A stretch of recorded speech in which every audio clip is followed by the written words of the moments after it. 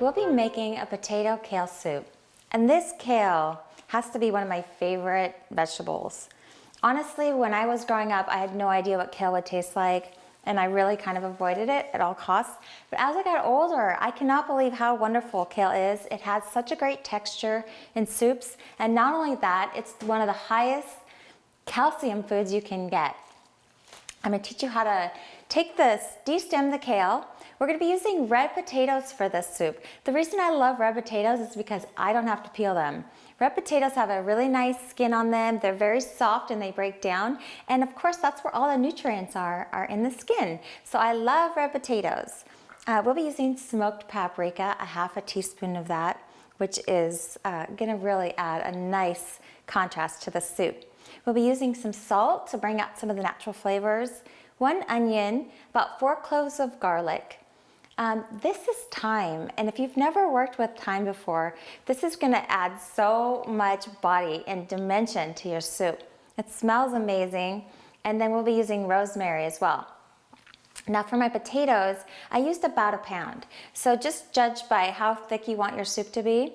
We'll be using 8 cups of water. I'll be sauteing the onions and the garlic in my 2 tablespoons of olive oil. And by the way, you can opt out of that. If you don't want to use oil, you can just dry saute using water. And then we'll be adding 1 bay leaf. Okay, so what I want to show you is how to de-stem your kale. What you want to do is just take your stem of your kale and then pull down, and you're going to remove that stem. Don't throw this away. This is really great to juice with. It's great to make a veggie stock with, so save that. It's full of nutrients. So I'm just going to go ahead and de-stem all of my kale. And then what we're going to do is we're going to take the remaining kale that we've kind of pulled off of the stem, and I'm going to show you how to make ribbons with it. We want nice little ribbons in our soup to give us good contrast. Okay, this one's pretty much done. And here we go. So simple as that. And you can get kale in the grocery store so cheap. It is like one of the best secrets for your health. You should really eat 1 pound of greens a day, and it's really easy to do that with kale. So what I'm doing with my kale now is I'm taking all of my strips that I've tore off, and I'm just gonna layer them. Not get too crazy, we'll maybe do this in 2 different batches. So I'm gonna set that there. And now what I'm gonna do is I'm just gonna roll my kale. Okay, so I have something to kind of hold on to there. And then I'm just going to take my knife and I'm going to cut down the center of that roll, if you will, and I'll make little strips. Kale is so hearty. It really is nice when you sink your teeth into nice cooked kale in a soup. It has a good mouthfeel. Okay, so you can see now I have my little strips of my kale. That just makes it easier to cook. We'll get that all done. And then the same with these. Sometimes when you have these other little pieces, you can just kind of roll them up. It doesn't have to be perfectly stacked, but you just want to be able to cut into them. So again, roll them up. And then kind of like you're cutting a cinnamon roll.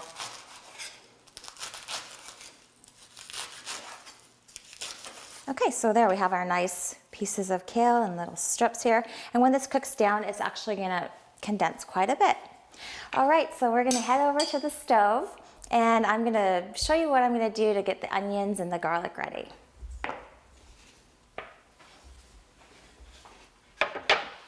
Okay, so what I wanna do now is I'm gonna caramelize my onions using 2 tablespoons of olive oil. I'm gonna turn my oven on, my stove, onto about a medium heat. And then what I'm going to do is just take my olive oil, put about 2 tablespoons in it. And olive oil, incidentally, is one of the better oils to cook with. So I like to use olive oil if I'm going to use oil at all. And then we're going to take our onion and just put that into the bottom of our pan. And we're going to add our garlic after the onion's been sauteed. And what you're looking for is you want your onion to be nice and clear before you add the garlic. So I'm going to go ahead and saute this.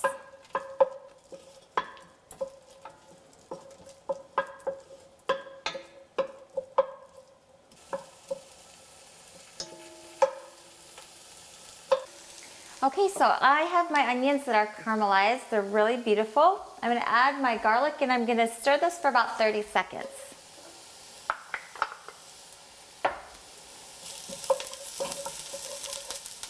Just to get it nice and seared a little bit. And now I'm gonna go ahead and add my potatoes with my water.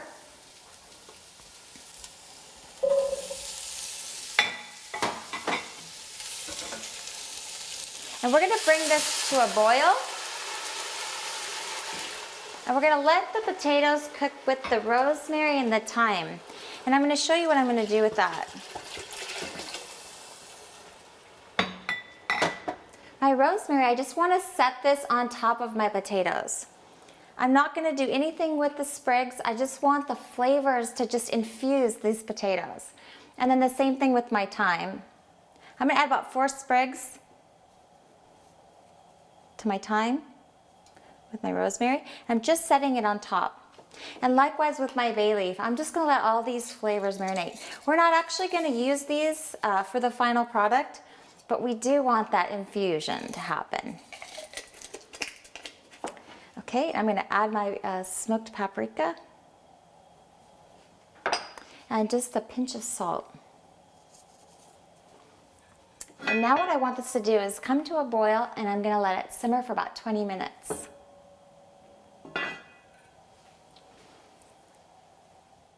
So my kale and potato soup is really almost ready. It's ready for the kale. I've steamed up my potatoes and they're soft. And now what I want to do is I want to remove out my rosemary and my thyme and my bay leaf, because when I add my kale, it's going to get lost in that. And when you have rosemary, it can leave a kind of a toothpick feel in your mouth. So you don't really want to eat the rosemary like that. So I'm just going to go ahead and take my rosemary. Be careful because it is a little bit fragile because it's been cooking, so the leaves might want to come off a little bit. And then take my thyme